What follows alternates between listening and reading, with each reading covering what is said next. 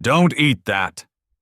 The scream tore through the smoky haze of the Devil's Den like a gunshot. Every head in the biker clubhouse snapped toward the door. Chrome. Leather. Ink. Silence so sharp you could cut yourself on it. Standing in the doorway was a little black girl, maybe 8 years old, dripping wet from the Portland rain.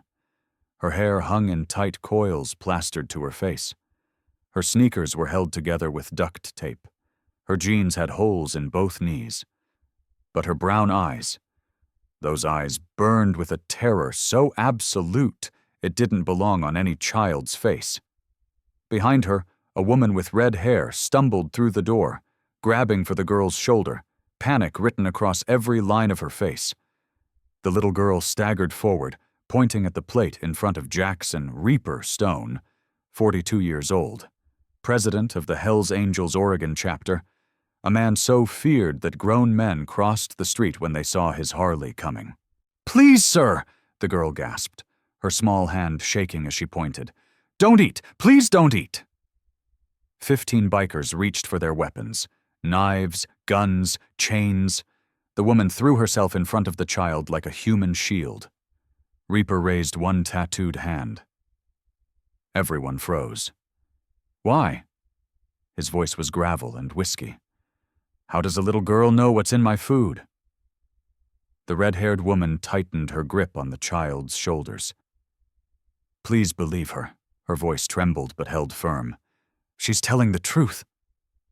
The girl's lips quivered.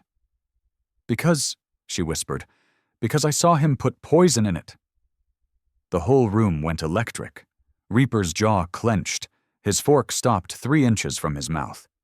And then the little girl said one sentence that turned everything Reaper thought he knew about loyalty into ash.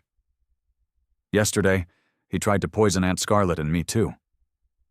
The red-haired woman, Scarlett, pulled the child closer, her face going white as she confirmed it. "She's telling the truth. We almost died last night." In that moment, the most dangerous man in Portland understood this wasn't just about poison. It was about betrayal. It was about secrets buried 7 years deep. And the key to all of it was standing in front of him, an 8-year-old black girl barefoot and trembling, and a white woman willing to die to protect her. Comment where you're listening from. Subscribe to channel. Let me tell you who this little girl really was. Her name was Maya Washington, 8 years old. Born in North Portland, in a 2-bedroom apartment on Alberta Street, where the walls were so thin you could hear your neighbors' arguments, and the sirens never stopped.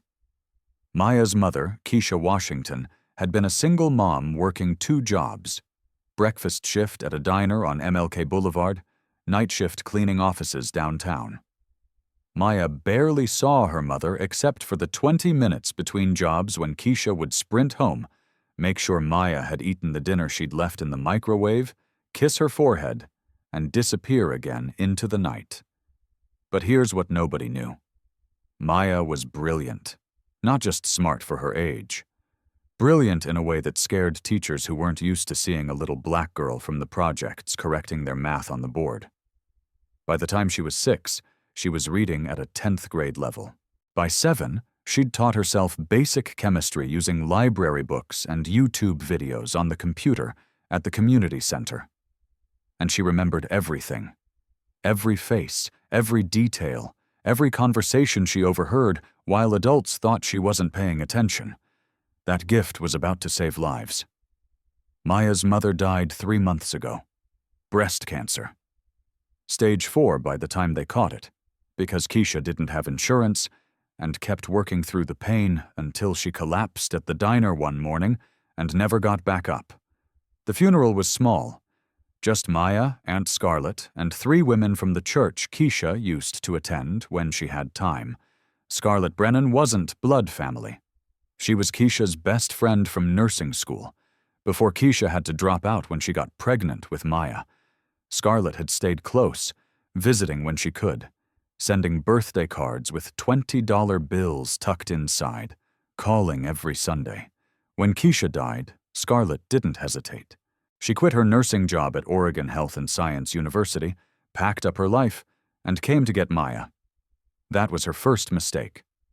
Because 3 days after the funeral, Scarlett's landlord called. Her apartment building was being sold. She had 30 days to vacate. Her savings, already drained helping with Keisha's final hospital bills, wouldn't cover first, last, and deposit on a new place in Portland's insane rental market. They tried shelters. Full. Waiting lists 6 months long. They tried government assistance. Denied. Scarlett made $30 too much last quarter to qualify. They tried everything. 2 months ago, they started sleeping rough. First in Scarlett's beat-up Honda Civic. Then, when that got towed for unpaid parking tickets, under the Burnside Bridge. Then in doorways. Then anywhere that offered shelter from Portland's endless rain. Maya never complained. Not once. She just held Aunt Scarlett's hand and asked quiet questions. Will we have a home again? When can I go back to school? Do you think Mom is watching us? Scarlett didn't have answers. She only had promises she couldn't keep, and a guilt that was eating her alive. What happened next would change everything. Reaper didn't take his eyes off the 2 females standing in his clubhouse. 25 years in the Hells Angels had taught him to read people the way some men read poker hands. He could see lies in eyes that wouldn't meet his. He could see desperation in the way Scarlett's hands shook even as she forced her shoulders straight. He could see trauma in the way Maya positioned herself. Always ready to run, always watching exits, survival instinct hardwired into an 8-year-old body. But he also saw truth. The woman, Scarlett, stood with narrow shoulders held firm like she'd been carrying weight too heavy for too long. Her clothes were worn thin, her shoes were falling apart, dark circles carved deep beneath her green eyes. But the way she positioned herself in front of the child wasn't weakness. It was the stance of someone ready to die fighting. And the girl, Maya, so thin her collarbones pushed sharp beneath wet fabric. But those brown eyes, they burned bright, sharp, far older than 8 years should allow. Those weren't the eyes of a child who'd been protected. Those were the eyes of a child who'd survived when the world turned its back. Reaper stepped toward them. His boots echoed through the silence, choking the clubhouse. 15 bikers stayed frozen, weapons ready, waiting for their president's order. He stopped less than 3 feet from Scarlett. Close enough to see the rain still clinging to her lashes. Close enough to hear Maya's trembling breath. "What's your name?" His voice had lost some of its edge. "Scarlett Brennan. This is Maya, my daughter." The lie came automatically. Protection. If people thought Maya was her daughter, maybe they'd care more. Maybe. "What do you do for work?" "I used to be a nurse." Scarlett hesitated. "Now I don't do anything." Reaper's eyes swept over their torn clothes, Maya's bare feet, the old backpack that held everything they owned in the world. He understood. She didn't need to say more. "Why?" Reaper asked, and this time his voice softened despite himself. "Why would you risk your lives to warn a stranger? You don't know who I am?" Maya stepped out from behind Scarlett before her aunt could answer. The girl looked up at Reaper without fear in her eyes. "Because nobody deserves to die without knowing why." Her voice was small, but every word landed clean. "My mama died, and nobody told me what was happening until it was too late. I don't want that to happen to you." The clubhouse went dead silent. Snake, Reaper's VP, who'd stood at his right hand for 20 years, sucked in a sharp breath. Demon, the enforcer who'd killed 3 men and never blinked, lowered his knife, and Reaper, the man who'd survived prison, gang wars, and betrayals that would have broken lesser men, stood there feeling something tighten in his chest. He looked into Maya's eyes and saw himself. 28 years ago, there'd been a 14-year-old kid watching his father get beaten to death by corrupt cops in a holding cell. Nobody told him why. Nobody explained. Nobody gave a damn. That kid grew up with silent rage, with pain that turned to stone, with a vow to never be weak again. That kid became Jackson Reaper Stone. And now that kid was staring at an 8-year-old black girl who'd lost her mother, lost her home, lost everything, but still had the courage to run into a biker clubhouse to save the life of a dangerous stranger. This is when everything changed. "Your mother," Reaper said slowly. "What kind of person was she?" Maya stayed quiet for a moment. Then she smiled, a smile so heartbreakingly sad on a child's face. "My mama was the strongest person in the world," she said. "She told me no matter how hard life gets, you still gotta do the right thing, because that's the one thing nobody can take away from you." Reaper said nothing. He only stood there, staring at an 8-year-old child who'd just taught him a lesson he'd forgotten somewhere between prison and power. That was his second mistake, because what he didn't know, what nobody in that room knew, was that Maya's mother hadn't just been a waitress and a cleaning lady. She'd been something else too, something that connected directly to the poison in Reaper's food, to a conspiracy 7 years buried, to a betrayal that would tear the Hell's Angels apart from the inside. But we'll get to that. Reaper drew a deep breath, forcing himself back to the present. Someone had just tried to kill him. The child was the only witness. "Maya," he said, using her name, "you said you saw the man put poison in my food. Describe him." Maya nodded, her brown eyes focusing like she was pulling up a photograph from memory. "He's tall," she began, lifting her hand to measure height. "Tall like you, maybe shorter. Brown hair but gray at the temples. White man. Maybe 50, maybe 60. Reaper listened, face giving nothing away. That description matched half the men in Portland. "Anything else?" Maya closed her eyes for a second. "He has a scar. Right here." She pointed to the space between her thumb and index finger on her left hand. "White scar about as long as my finger, like somebody cut him deep." Reaper felt like someone had punched him in the throat. 11 years ago, in a territory dispute with the Mongols down in California, he'd broken a bottle and cut a man's hand defending himself. That man later became one of Reaper's most trusted brothers in the club. That man was Marcus Ghost Coleman. "Anything else?" Reaper's voice was rough now, almost a whisper. Maya nodded. "He was wearing a really nice watch. Black face, silver rim, with a skull on it. I remember because my mama used to show me pictures of watches in magazines and said maybe one day when things got better, she'd buy me something nice. A Harley-Davidson limited edition chronograph. Black face, silver rim, skull at 12 o'clock. Reaper had personally given that watch to Ghost the day he made him Sergeant-at-Arms 12 years ago. That watch should have been buried with Ghost in the cemetery on the east side 7 years ago. Reaper had stood beside the grave. He'd watched the casket lowered into the ground. He'd thrown the first handful of dirt with his own hand. And yet an 8-year-old girl was telling him she'd seen that watch on the wrist of a living man. A man who'd just tried to poison him. Snake stepped forward, his face going pale. "Prez," he whispered, voice shaking.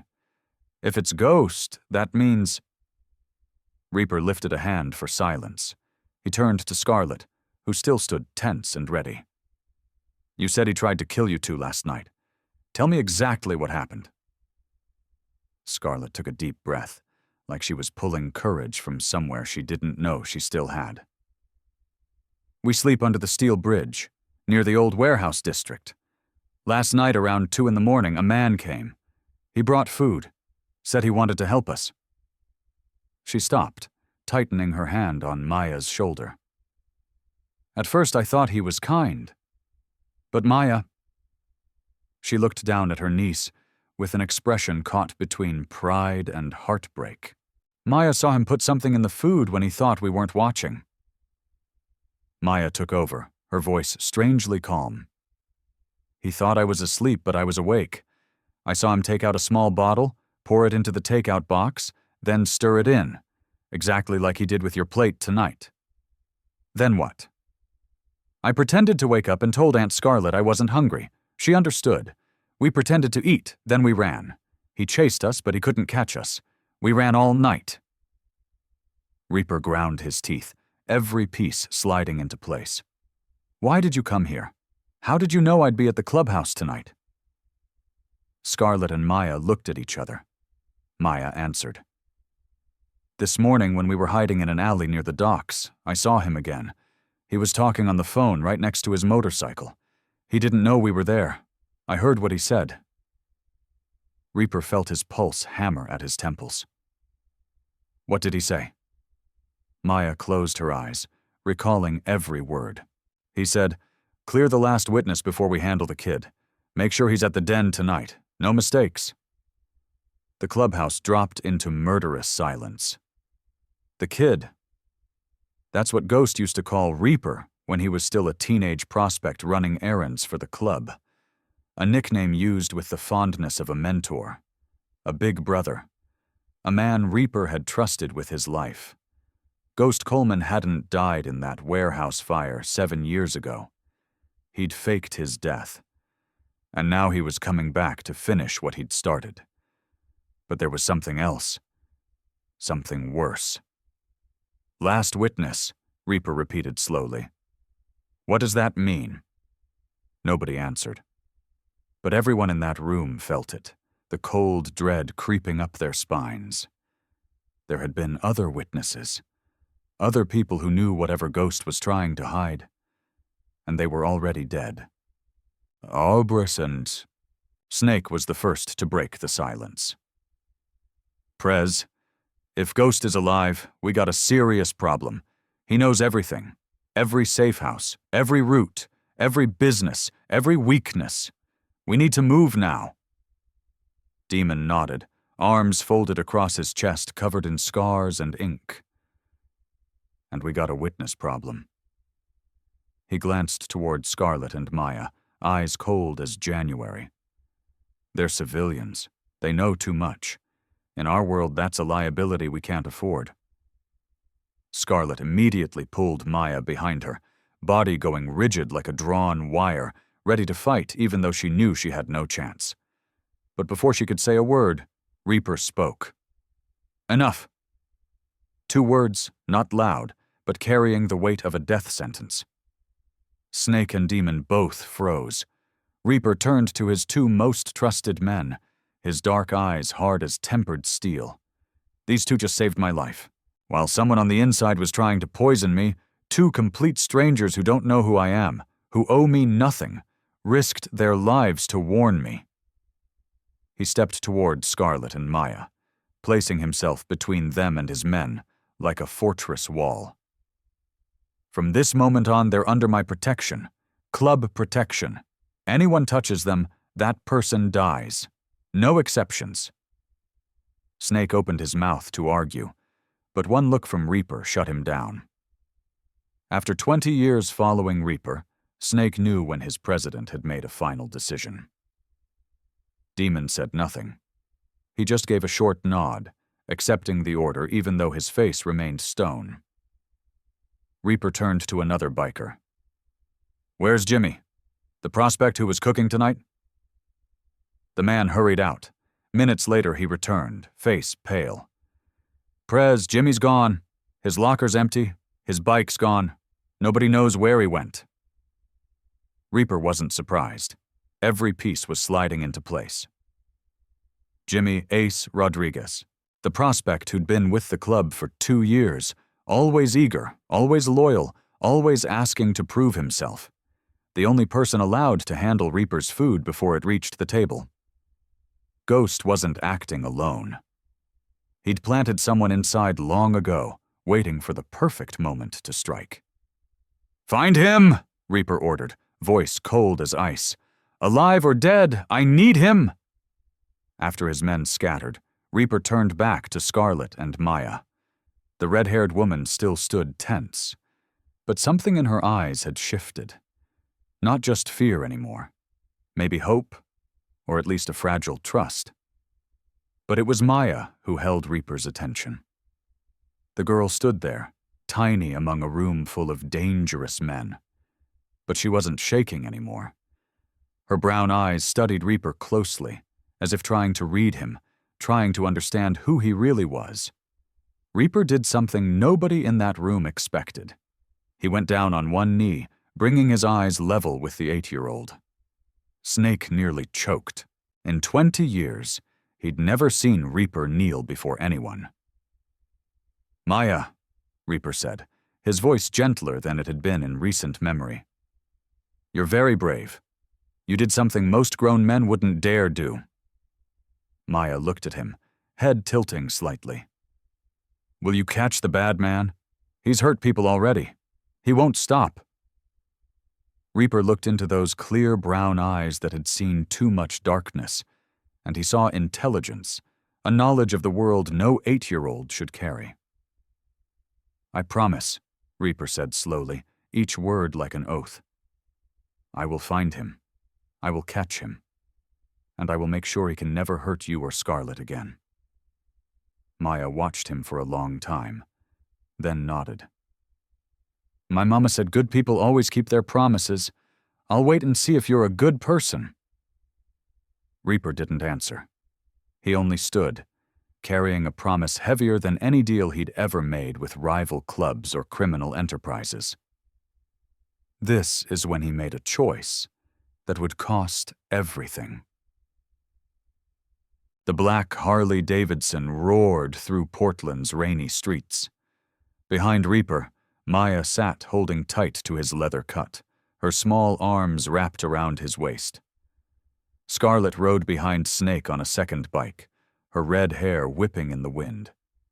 Outside, neon lights blinked, and traffic still moved like the world had no idea an assassination had almost happened in a biker clubhouse 30 minutes ago. They pulled up to the Hells Angels compound on the east side, 3 acres of land surrounded by chain-link fence topped with razor wire. Guard dogs patrolling, cameras everywhere. This wasn't a home. This was a fortress. Maya awoke fully when the bikes stopped at the gate. She rubbed her eyes, looked through the fence, and her mouth fell open. "This place is huge," she whispered, brown eyes wide. "It's bigger than my whole apartment building." Scarlet said nothing, only squeezed her niece's hand. She was overwhelmed, too. Not by the size, by the distance between their world, sleeping under bridges, and the world of the man who'd just brought them here. They stepped inside the main clubhouse. The interior was rough. Concrete floors, pool tables, a bar that ran the length of one wall, motorcycle parts scattered in corners, leather couches worn smooth by years of use. But there was heat, lights, safety. Reaper led them upstairs to a room with 2 beds and a window overlooking the compound. Clean clothes had been laid out, the right sizes. Reaper had called ahead. Maya stepped into the room like she was walking on sacred ground. She went to the bed and reached out, her small fingers touching the sheets. "They're soft," she whispered, voice trembling. Then she turned to Scarlet, tears in her eyes. "Aunt Scarlet, it's been so long since I slept in a real bed." Scarlet couldn't answer. She turned away, walked to the window pretending to look outside, but her shoulders shook and Reaper could see she was crying. Crying from relief, crying from shame, crying from the pain of realizing that for 2 months her niece had slept on concrete, on park benches under wet bridges. An 8-year-old should sleep on a soft bed every night, should have stuffed animals, should listen to bedtime stories. Instead, Maya had learned how to survive. Reaper quietly withdrew, leaving them their privacy. He ordered hot food brought up. Half an hour later, when he returned, Maya had eaten and fallen asleep on the bed, her small body curled under a blanket, face peaceful, breathing steady. Scarlett sat beside her, watching her sleep, still holding the child's hand like she was afraid if she let go, she'd lose her forever. Reaper knocked lightly. Scarlett looked up. He stepped in with 2 cups of hot coffee, steam rising. He offered one to Scarlett. She took it with hands that still trembled. "Thank you," she said softly, "for everything." Reaper didn't answer. He just nodded and sat in the chair across from her. He looked at Maya sleeping, then back at Scarlett. "She's everything I have left," Scarlett said like she'd read his thoughts. "I promised Keisha I'd protect her daughter at any cost. Even if I have to die, I won't let anything happen to Maya." Reaper watched her, and for the first time that night, he found himself respecting a woman not for beauty or status, but for the pure strength of love. That was his biggest mistake. Because what he didn't know, what he was about to discover, was that Maya's mother hadn't just been a waitress. She'd been something else. Something that connected directly to Ghost Coleman, to a 7-year-old conspiracy, to a secret so dangerous that people had been killed to keep it buried. And the truth was about to destroy everything Reaper thought he knew. Reaper set his coffee down on the small table, his eyes resting on Scarlett's exhausted face. In the dim light, she looked like someone who'd been through war. He didn't ask, but his silence felt like an invitation, and Scarlett began to speak as if she'd carried these words too long. "I used to be a nurse," she began, keeping her voice low so she wouldn't wake Maya. "Worked at Oregon Health and Science University, oncology ward. 6 years watching people fight cancer, watching them win, watching them lose." She paused, eyes distant. "But you can't get used to death when it knocks on your own door." Reaper said nothing, just listened. "Keisha Washington, Maya's mother, was my best friend from nursing school. She had to drop out when she got pregnant. The father took off. Never met him, never wanted to." Scarlett looked down at Maya sleeping. Keisha raised Maya alone. 2 jobs, no help, no breaks, but she loved that girl more than her own life. "What happened?" Reaper's voice was quiet. 3 months ago, Keisha collapsed at work. By the time they got her to the hospital, the cancer had spread everywhere. Stage 4. The doctors gave her 2 weeks. Scarlett's voice cracked. "She lasted 3, just long enough to make me promise I'd take care of Maya." Reaper heard the shift in Scarlett's voice, memory turning to bitterness. "I quit my job to take care of them. Used all my savings for hospital bills. Then Keisha died. Then my landlord kicked me out. Then the money ran out. Then we were on the street." She looked at Reaper, eyes red but burning. 2 months we survived out there. Maya never complained once. Not about being hungry, not about being cold, not about sleeping on concrete. She just held my hand and said, 'It's okay, Aunt Scarlett. We still have each other.' An 8-year-old child, mother dead, no home, no future, and she was the one keeping me strong." Scarlett's hands shook. That's why when she saw that man poison your food, she didn't hesitate. Because even though we have nothing, she still believes in doing the right thing. Her mother taught her that. Reaper stayed silent for a long time after Scarlett finished. Inside his mind, pieces were beginning to click together. Something was wrong here. The timing was too perfect to be coincidence. He pulled out his phone and called Tommy Numbers Park, the club's financial guy and best information digger. Tommy answered after 1 ring. "Yeah, Prez?" "I need you to look into someone. Keisha Washington. Single mother, worked as a waitress and cleaning lady in Portland. Died 3 months ago. I need everything. Where she worked, who she knew, any connection to Ghost Coleman."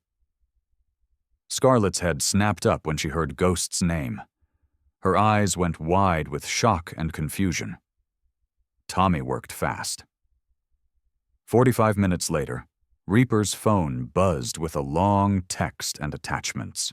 He read line by line, and his face darkened like a sky before a storm. When he finished, he looked up at Scarlett with an expression she couldn't read. What he found would change everything. "You said Maya's mother worked 2 jobs," Reaper began slowly. "Do you know where exactly?" Scarlett nodded. "Breakfast shift at Miller's Diner on MLK Boulevard. Night shift cleaning offices downtown. Some big building. She mentioned it, but I don't remember the name." "Cascade Financial Tower," Reaper said, and he saw recognition flicker in Scarlett's eyes. "That's it? Why?" Reaper's jaw tightened. "Cascade Financial is a legitimate investment firm on paper. In reality, floors 12 through 15 are owned by a shell company that's a front for money laundering operations. Those offices have been used by the Hells Angels and other organizations to clean money for the past 15 years. Scarlett felt like someone had punched her in the chest. "What are you saying?" "Keisha Washington cleaned those offices for 7 years. The same 7 years Ghost Coleman was supposedly dead. The same offices where Ghost was secretly running part of his underground operation after he faked his death." Reaper leaned forward. "Cleaning ladies see everything. They're invisible. People talk around them like they're not even there. They have access to trash, to documents, to conversations nobody thinks twice about." Scarlett's hands went cold. "You think Keisha knew something?" "I think Keisha saw something, or heard something. Something that connected to Ghost Coleman. Something dangerous enough that when Ghost decided to come back and execute his larger plan, he needed to clean up loose ends." Reaper's eyes were hard. "People who knew too much. People who might talk." "But Keisha died of cancer," Scarlett protested. "Natural causes." "Did she?" Reaper's voice was quiet. "Or did someone make sure her treatment failed? Make sure she never got well enough to talk?" Scarlett felt sick. That's insane. You're saying someone killed her?" "I'm saying Ghost Coleman is thorough, and I'm saying that you and Maya became targets the moment Keisha died. Because Ghost couldn't be sure what Keisha might have told you, what Maya might have overheard, what evidence might have been left behind." Reaper stood and walked to the window, staring out at the darkness swallowing the compound. "You and Maya weren't random targets. You're the last witnesses on Ghost's list, and he won't stop until you're dead." A small sound from the bed made both Reaper and Scarlett turn. Maya was sitting up, brown eyes wide in the dark, her small face pale. "Aunt Scarlett," Maya said, voice small but clear. "Is my mama's death connected to the bad man?" Scarlett felt like a knife had been driven into her heart. She rushed to the bed, pulled Maya into her arms. "Baby, how much did you hear?" Maya didn't answer the question. She looked past Scarlett to Reaper, those old beyond years eyes boring into him. "My mama knew something bad, didn't she? That's why she died. That's why we're in danger." Not questions, statements. An 8-year-old stitching together broken pieces of her life, and the picture was cruel. Reaper stepped closer. He knelt again, one knee on the floor, his eyes level with Maya's. "I don't know everything yet," he said honestly. "But I'm going to find out, and I'm going to make sure nobody hurts you again." Maya looked at him without blinking. "You promise for real? Not like grown-ups promise and then forget?" "I promise for real," Reaper said, "and Jackson Stone never breaks a promise." What happened next will shock you. Morning light cut through the windows of the clubhouse meeting room. Reaper sat at the head of the long table, face cold as stone, dark eyes sweeping across every man present, Snake on his right, Demon on his left, Numbers across from him with a laptop open. And in the corner, Scarlett sat in a single chair, her presence drawing looks, but nobody dared object. Reaper's order had been clear. "Report," Reaper said, voice like ice. Snake cleared his throat, opened a notebook. "Jimmy Ace hasn't been found. We checked his apartment, completely empty. He moved out weeks ago. This was planned. His bank account was drained 2 weeks ago. He didn't run in panic. He was ordered to disappear." Reaper nodded. "Expected?" Demon spoke next, voice low and rough. "4 brothers have been missing since last night. Checked their houses. 2 aren't there. 1 was found unconscious in his truck with a head injury. The 4th, haven't located yet." Numbers continued, fingers moving across the keyboard. "Reviewed security footage from the docks. Unusual activity around 3 in the morning. At least 6 unfamiliar vehicles. No plates. They stayed about 2 hours, then left." Reaper's hands tightened on the chair arms. The docks were where a weapons shipment worth $400,000 was scheduled to arrive tomorrow. Biggest deal of the year, the foundation for expanding territory into Washington. If the shipment had been compromised, the consequences weren't just money.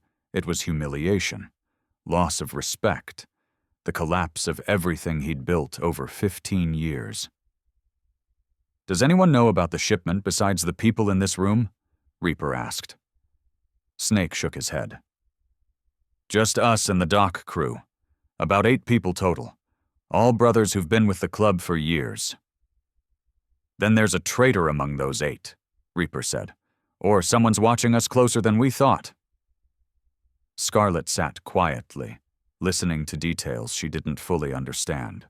But when she heard about the docks and the shipment, she suddenly remembered something. She stood. Every eye turned to her. "May I say something?" Her voice shook slightly but held. Reaper nodded. "Speak." "Last night when Maya told you what she heard on the phone, she mentioned phrases I didn't think mattered then. But now that you're talking about the docks and a shipment, I think they're connected." Reaper raised an eyebrow. "What phrases?" Scarlett tried to remember. "Phase 2, and before the shipment arrives. And one more I didn't understand. He said something about the old man's legacy." The room went dead silent. Reaper felt ice water dump over his head. The old man's legacy. That's what Ghost used to call the empire Reaper's father had built. Frank Hammer Stone had founded the Oregon chapter 40 years ago. Built it from nothing into one of the most powerful clubs on the West Coast. When Hammer died, shot in a police raid gone wrong 14 years ago, Reaper inherited everything. The club, the territory, the businesses, the respect. Ghost had always been bitter. Even as Hammer's right hand, he was never seen as the heir, just a loyal soldier, a tool. While Reaper, the kid Ghost had mentored, was chosen to lead, and now every piece was falling into place. Ghost hadn't faked his death just to hide. He'd faked it to prepare. 7 years in the shadows, 7 years planning, 7 years waiting for the perfect moment to return and take everything he believed should have been his. And 14 years ago, when Reaper's father was killed in that police raid, a raid that should never have happened, that felt wrong from the start, that was never properly investigated. The mastermind had been right there all along, hidden in the dark, waiting. Ghost Coleman killed Hammer Stone, and now he was coming back to finish the job and kill Reaper too. That's when Reaper made a decision that would define everything. Reaper rose from the table, face stone cold, but in his eyes burned a fire everyone who knew him recognized as controlled rage. He slipped into his leather cut, checked the gun under his jacket, then ordered Demon and 4 brothers to ready the bikes. They were riding to the docks, to see the situation firsthand. As Reaper walked down the corridor toward the exit, a small voice behind him made him stop. "Mr. Reaper." He turned. Maya stood at the top of the stairs, hair braided neatly, new clothes fitting her small frame. Scarlett stood behind her, hand on the child's shoulder, worry in her eyes. Maya ran down the steps, her small footsteps quick, and stopped in front of Reaper. She looked up, brown eyes meeting his without fear. "Be careful," she said, voice serious like an adult. "That bad man is very dangerous. He's hurt a lot of people already. You have to come home safe." Reaper felt something warm spread through his chest. Something he thought had died long ago. He bent down, set a hand on Maya's head, gently smoothing her hair. "I'll be careful, and I'll come back. I promised, remember?" Maya nodded.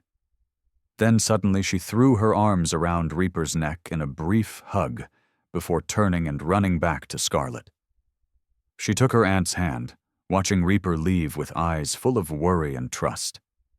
The bikes tore through Portland streets toward the industrial docks on the Willamette River. Reaper sat in front, mind threading every piece together. Ghost was alive, planning to seize control, and Scarlett and Maya were still in his crosshairs. The docks appeared ahead, a maze of shipping containers, silent cranes rising like steel skeletons, the sharp smell of salt water mixed with diesel. The Hells Angels warehouse stood at the end of Pier 9, a massive metal building with rolling doors and security that should have been impossible to breach. But when they arrived, the door had been blown open, the electronic lock disabled. Reaper signaled Demon forward. They moved inside, guns drawn. The sight made Demon curse. 4 men, dock workers missing since last night, were bound inside a shipping container, mouths taped, faces bruised and bloody. Reaper ordered them cut loose. When the tape was ripped away, one of them, a brother named Carlos who'd been with the club 10 years, spoke immediately in a hoarse rasp. "They came at 3 a.m, Prez. About 8 men. Heavy weapons. We didn't stand a chance."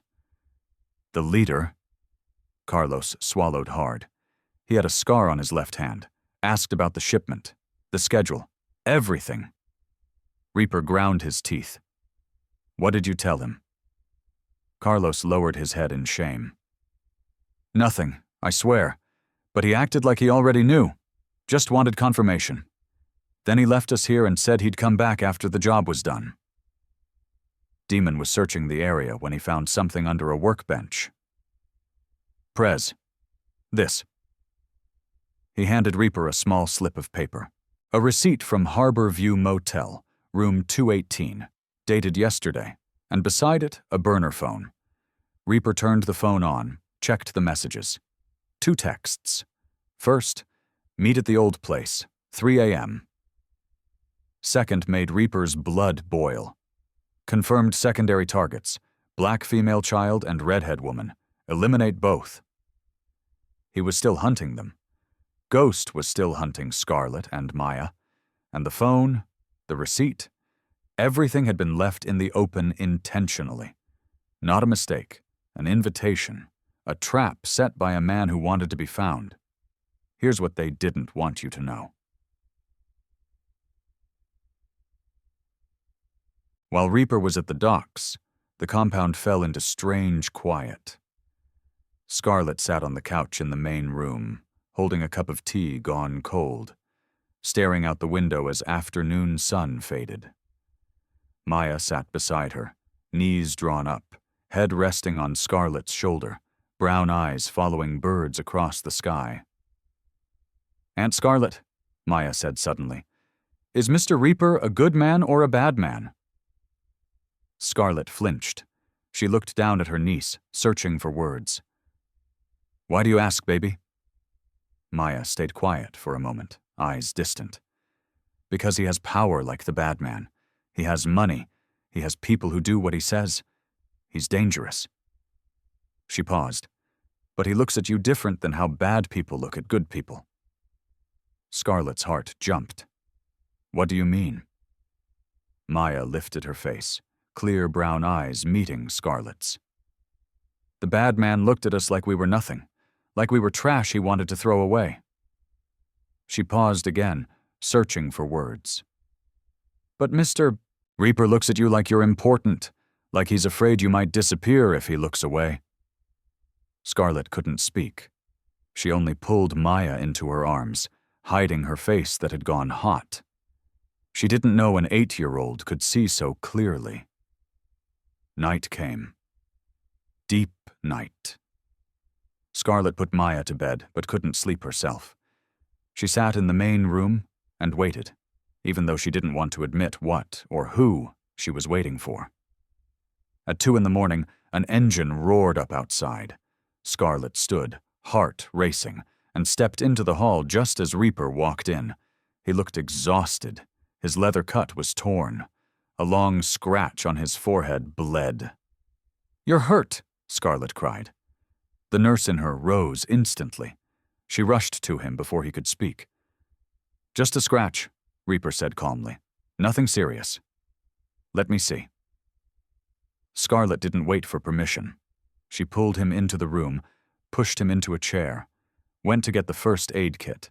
When she returned, Reaper was still sitting there, dark eyes tracking every movement she made. Scarlett sat beside him, gently wiped blood from his forehead with an alcohol-soaked pad.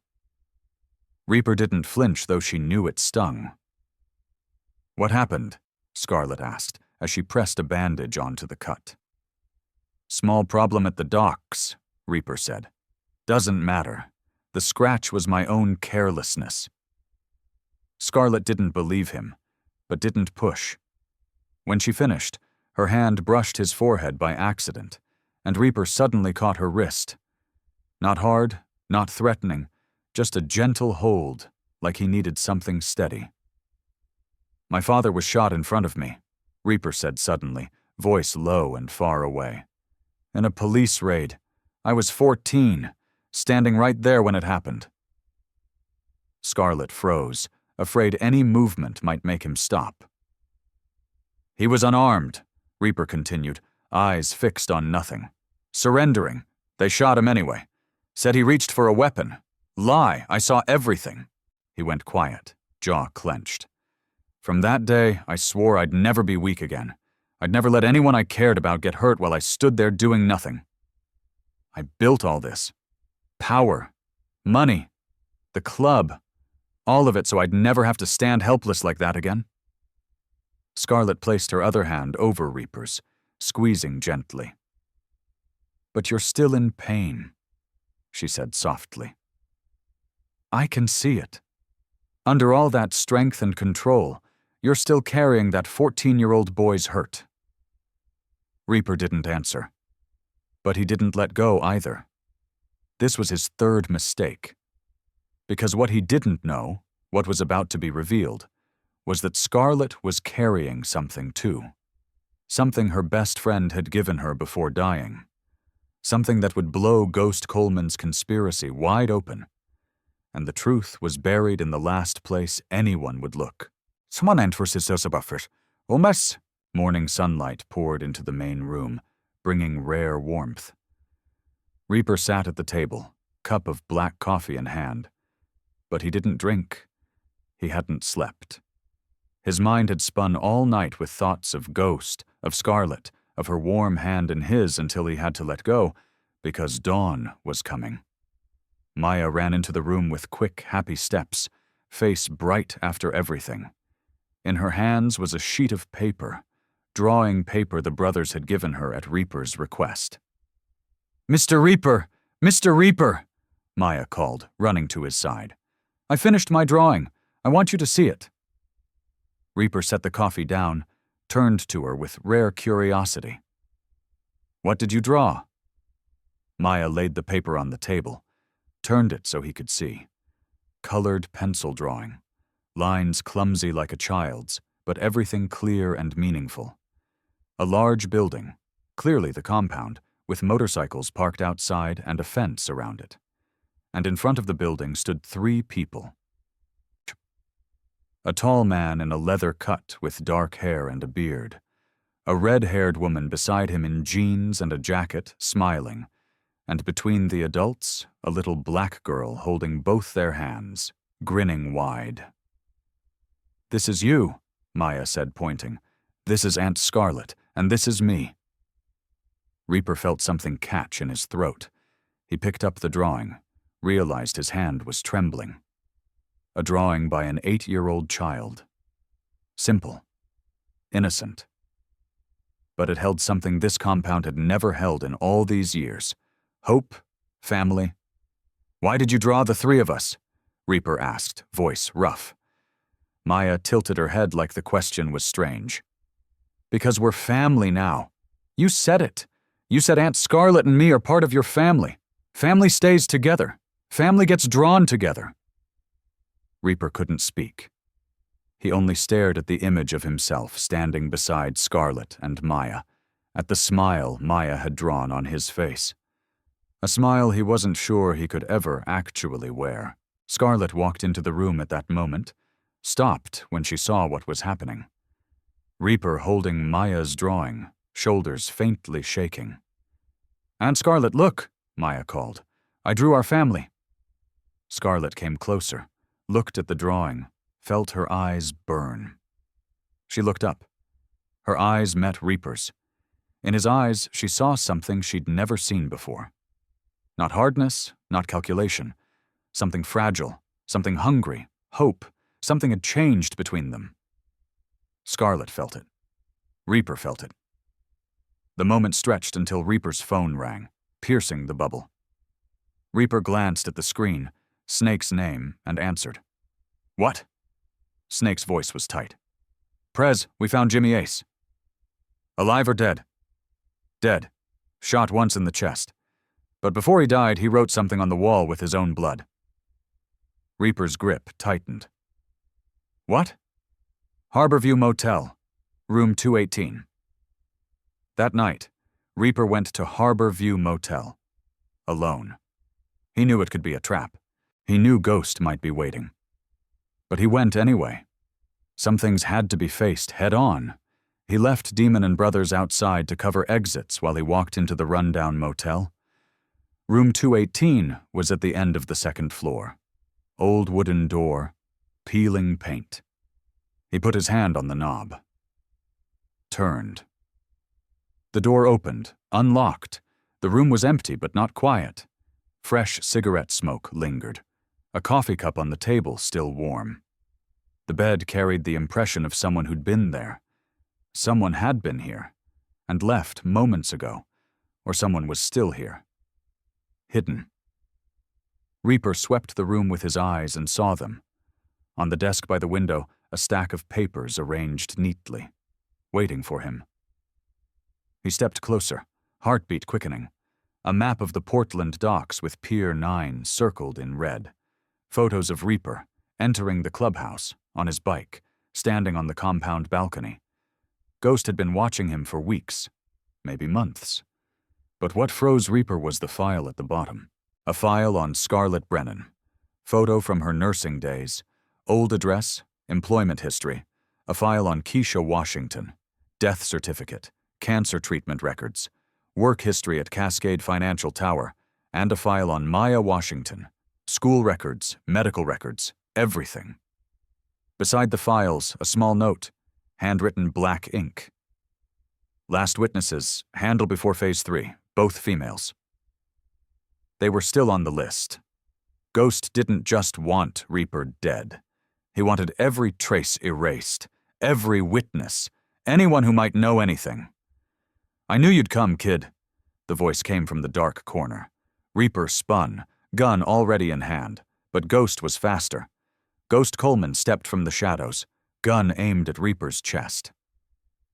He was older than Reaper remembered, hair almost fully gray, face lined from living in darkness too long, but his eyes were the same. Cold, ruthless, filled with bitter ambition. "Put the gun down," Ghost said calmly. "You know you're not faster than me.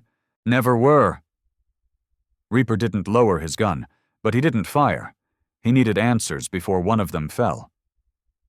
"Why?" Reaper asked, voice ice. "Why fake your death? Why come back? And why did you kill my father?" Ghost laughed, dry, humorless. "Your father," Great Hammerstone. You want to know why I killed him?" He stepped forward slowly, gun trained on Reaper. "Because he was a fool. Wanted to go legitimate, wash everything clean, work with the cops, the government, abandon everything that made us powerful." Ghost's eyes hardened. "And worse, he wanted to hand everything to you. A kid who'd never earned it. A kid raised soft while I had to kill for every scrap of respect. I spent my whole life building this empire, and Hammer wanted to give it to a son who only knew books and bikes." He stopped, staring at Reaper with pure hatred. "I couldn't let that happen." "So you killed him," Reaper said, voice shaking with rage. "In front of me. Made me watch." Ghost shrugged, without regret. "I wanted you to see. Wanted you to know power has a price. Wanted you to grow up afraid." He smiled. "And you did exactly what I wanted. You became cold, ruthless, strong. You rebuilt the empire bigger than it ever was under Hammer. But now it's time for me to take back what's mine." Everything happened in a heartbeat. Reaper lunged sideways as Ghost pulled the trigger. Bullet sliced through air where Reaper had been standing. Reaper rolled behind the bed, fired back twice. Ghost moved like a shadow, taking cover. Gunfire thundered through the small room. Within seconds, the door exploded open. Demon rushed in, gun raised, 2 brothers behind him, but they weren't the only ones. From the next room, from the hallway, from every direction, Ghost's men poured out. The firefight turned the motel into hell. Gunshots cracked, glass shattered, men screamed, bodies hit the floor. Reaper dropped one man, rushing him, rolled to avoid another burst, then saw Demon go down. Bullet through the shoulder, blood spreading. His 2 brothers lay still, eyes wide, dead. Reaper roared with fury, firing wildly, dropping 2 more before his magazine clicked empty. He grabbed a gun from a dead man, kept fighting, but he knew the balance was tipping. Too many of them. In the chaos, Ghost's voice came from somewhere in darkness, calm as if sipping tea. "You want to know what happened to Keisha Washington?" Reaper didn't answer. Too busy dropping another man. "Keisha didn't just clean offices," Ghost continued. "She was smart, observant. She saw documents she shouldn't have seen, heard conversations she shouldn't have heard. She knew about my operations, about the money, about everything I'd hidden for 7 years. So I made sure her cancer treatment failed, made sure she never got well enough to talk." Reaper felt sick. "But before she died," Ghost went on, "she wrote everything down, gave it to someone she trusted, her best friend." Reaper's heart stopped. "Scarlett Brennan has evidence that could destroy me. She might not even know what she's carrying. But Maya might have heard something, seen something. That's why they have to die. Both of them. No witnesses. No loose ends." Reaper had to get out, had to get back, had to protect them. He grabbed Demon, yanked him up despite the blood. "Move!" They charged for the window. Reaper shot out the glass, jumped to the awning, dropped to the ground. Demon followed, face pale from blood loss. They ran for the bikes, got on, tore into the night. Behind them, gunfire still echoed. But Reaper didn't look back. One goal. Home. As the bike turned onto the main road, Reaper's phone buzzed. Text from Snake. "Prez, trouble at the compound. Security breach." Reaper's heart stopped. Ghost wasn't at the motel to face him. He was there to hold him in place, to buy time, for his men to attack the compound. Scarlett, Maya. Reaper slammed the throttle, the bike screaming through the night toward home. He prayed for the first time since he was 14. Prayed he wasn't too late. What Ghost didn't know would cost him everything. Reaper drove like death itself was chasing him, hands locked on the handlebars, eyes welded to the road.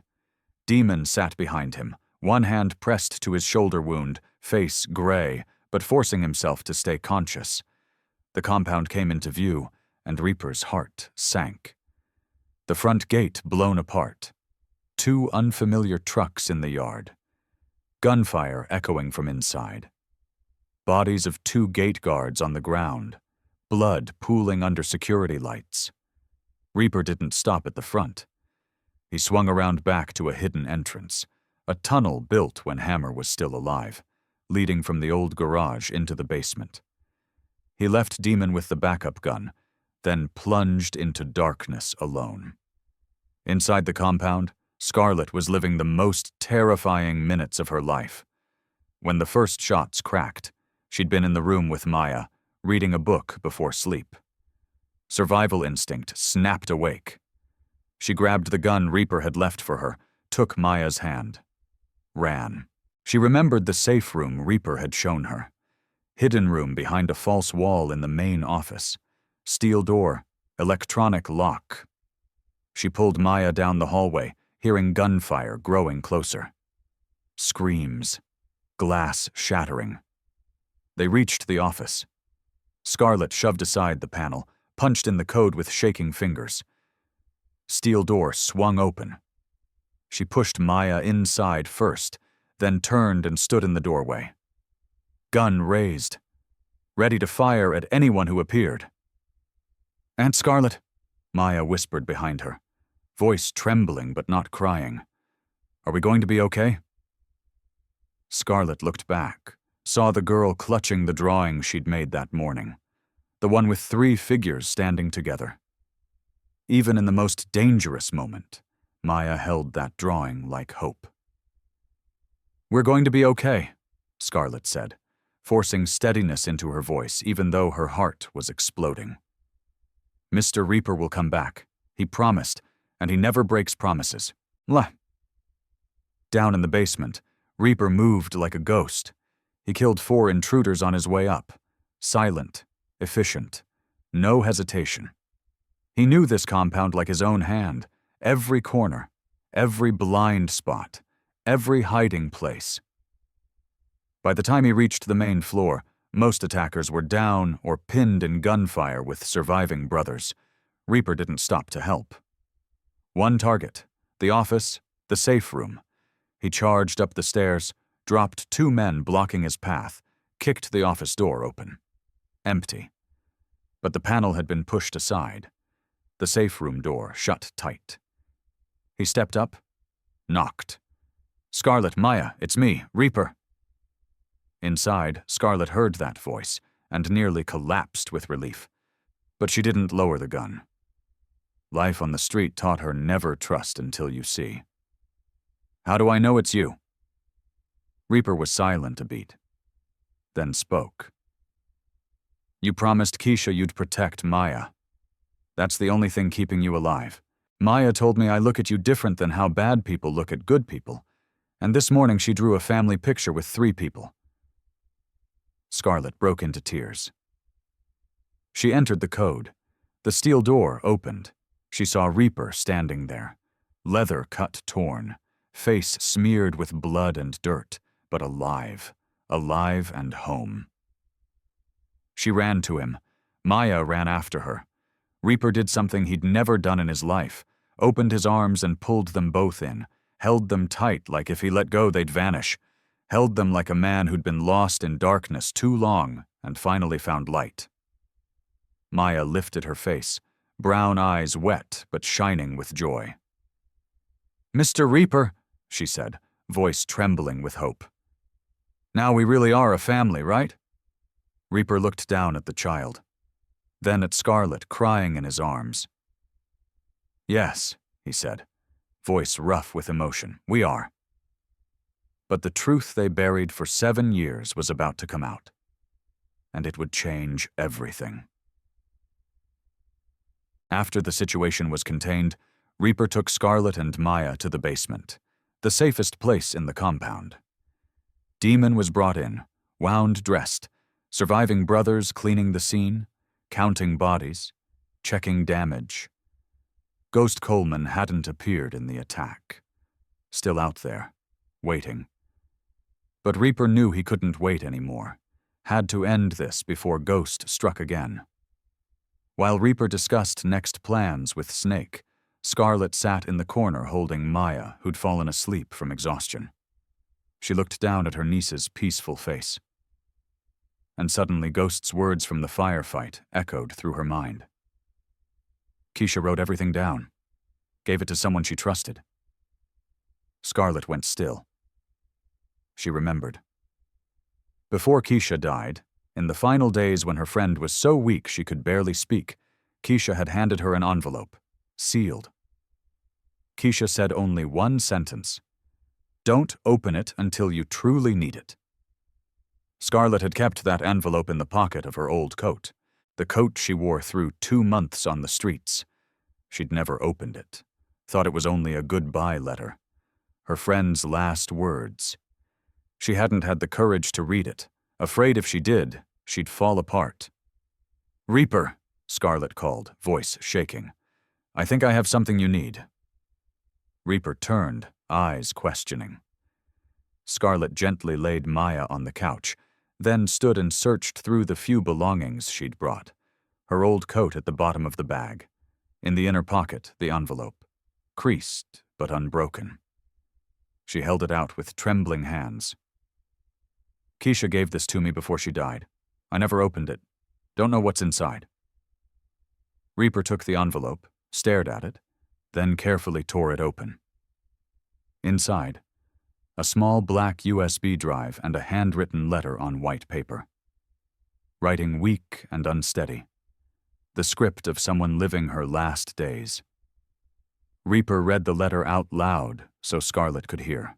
"My dearest Scarlet, when you read these lines, I will no longer be in this world. I'm sorry for hiding so much from you.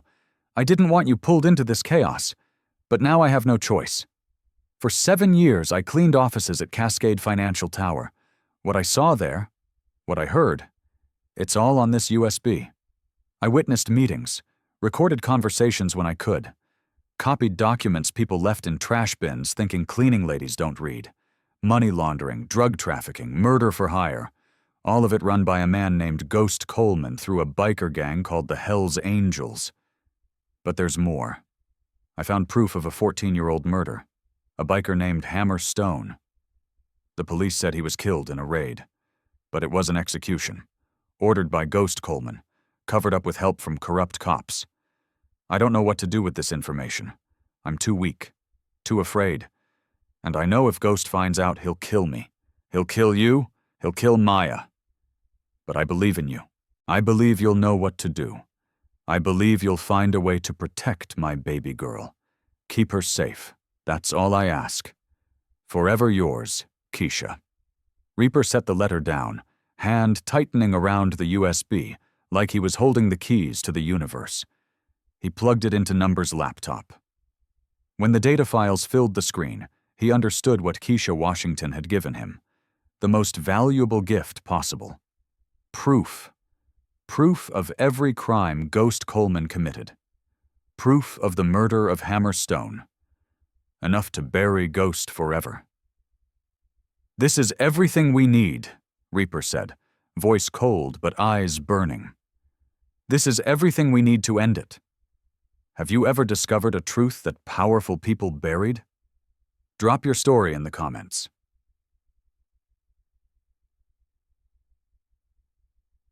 Reaper spent 2 days preparing. He studied every file on the USB, memorized each detail, each number, each name, and most important, he found Ghost Coleman's weakness.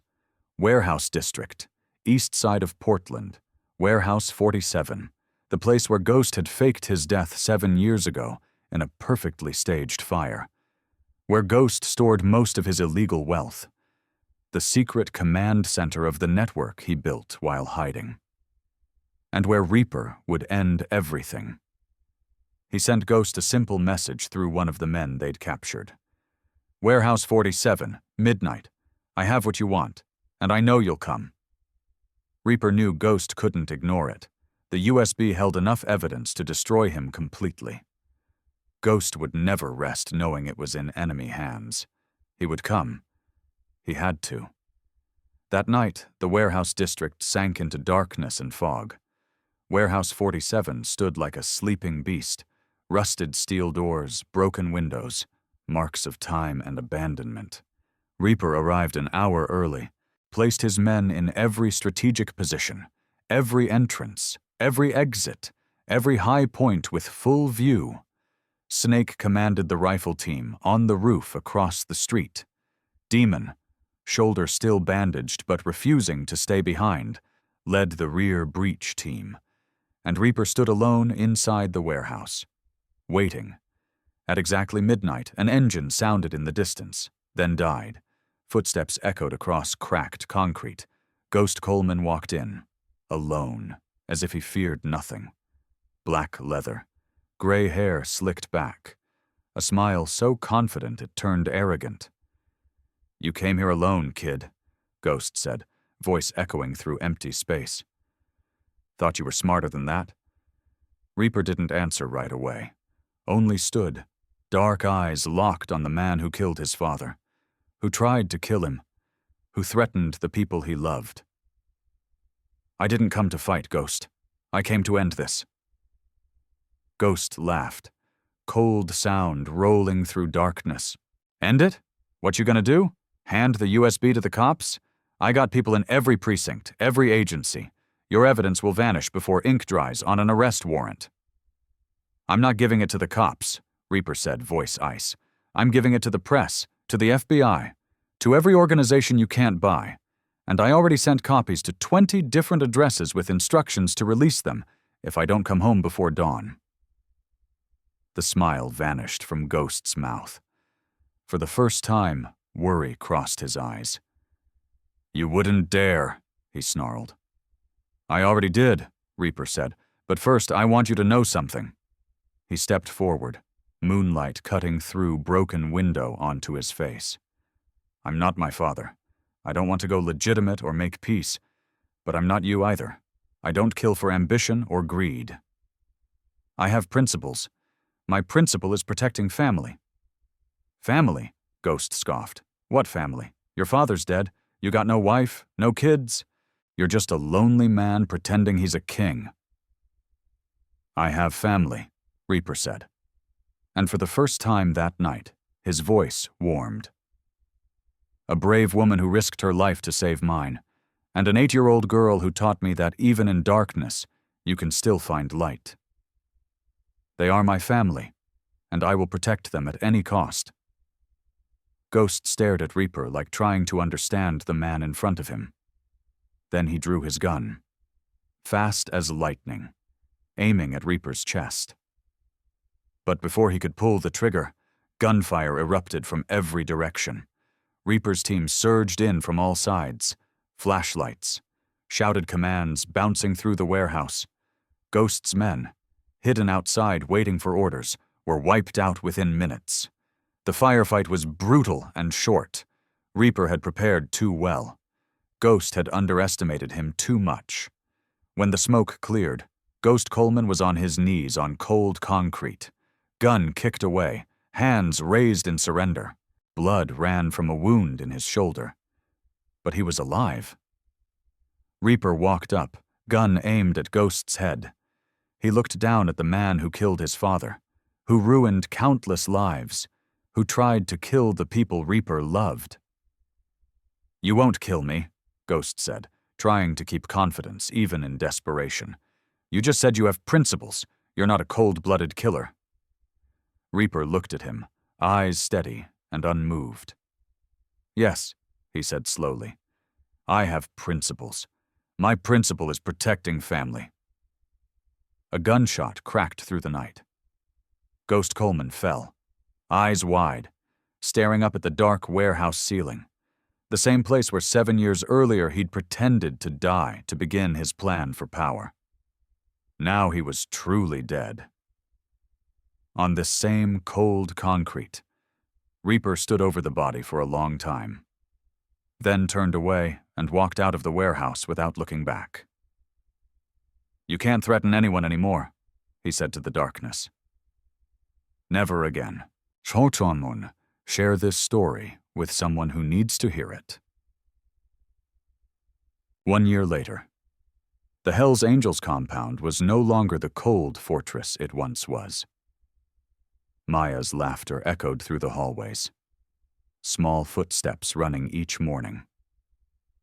"Aunt Scarlet, Mr. Reaper," ringing out whenever she discovered something new in the wide yard. The heavy chain link had been replaced with wooden fence. Guard dogs retired. The place felt less like a prison, more like a home. Scarlet had returned to nursing, community clinic in North Portland, same neighborhood where she and Maya had wandered homeless. She chose it not for pay or reputation, but because she wanted to help people like she used to be. People without insurance, without homes, without anyone who cared. Reaper offered to build her a private hospital. Scarlet refused, said she didn't need luxury, just needed to do what she loved, beside the people she loved. Maya now attended public school nearby, had friends, teachers who saw her brilliance and encouraged it, a normal life every child deserves. She was no longer the thin child sleeping under bridges. Her cheeks were full now, eyes bright. Smile became the light of the whole compound. That night, the three of them sat around the dinner table, a family dinner, something Reaper hadn't had since Hammer died. Maya talked about her day at school, about a science project where she got first place, about a new friend named Destiny. Scarlet laughed and added stories from the clinic, patients she'd helped. And Reaper, the man once called cold as winter, sat listening with a soft smile he never believed he could wear again. After dinner, Maya ran to get the new picture she'd drawn. This one different from the first. Still the big compound, still 3 people standing in front. But beside the compound, another smaller building with a scribbled line beneath it. "What's this?" Reaper asked. "A shelter," Maya explained, brown eyes lighting up. "For people who don't have homes, like me and Aunt Scarlet before. I think you should build a place like that so other people have somewhere safe when it rains." Reaper said nothing, only bent down, pulled the girl into his arms, thought it was the best idea he'd ever heard. That night after Maya was asleep, Scarlet and Reaper stood by the window looking out at the yard under moonlight. For a long time, they didn't speak, just stood close, feeling each other's warmth. "Do you ever regret it?" Reaper asked. "That night, running into a biker clubhouse." Scarlet smiled, turned toward him. "Never, because that night I found home." Reaper didn't answer with words.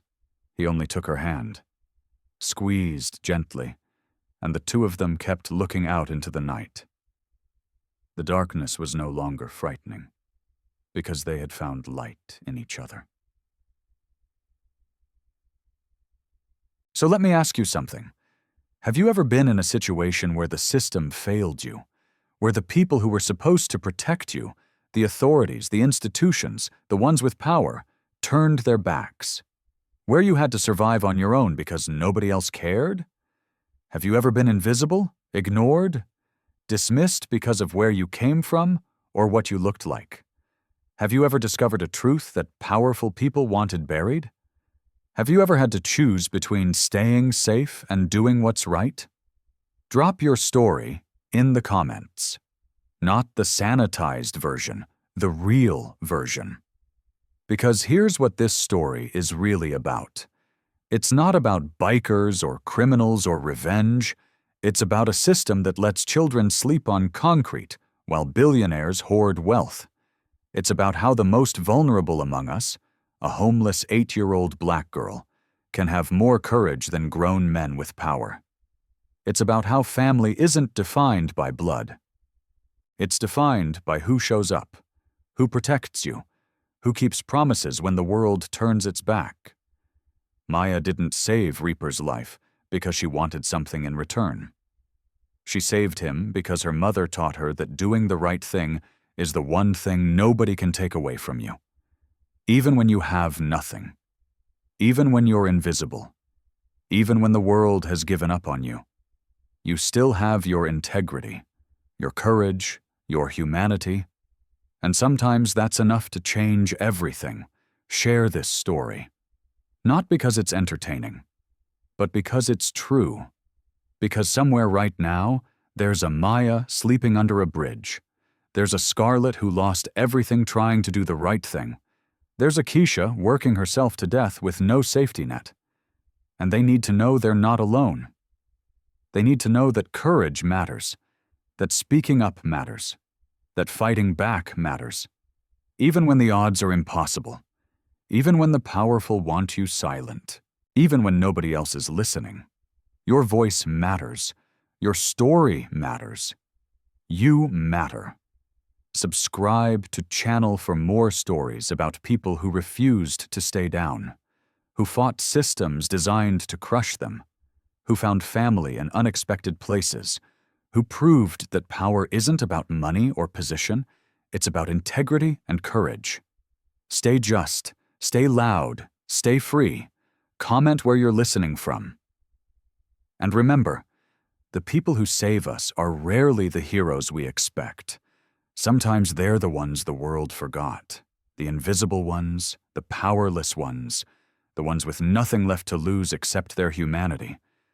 And that's the one thing they'll never give up.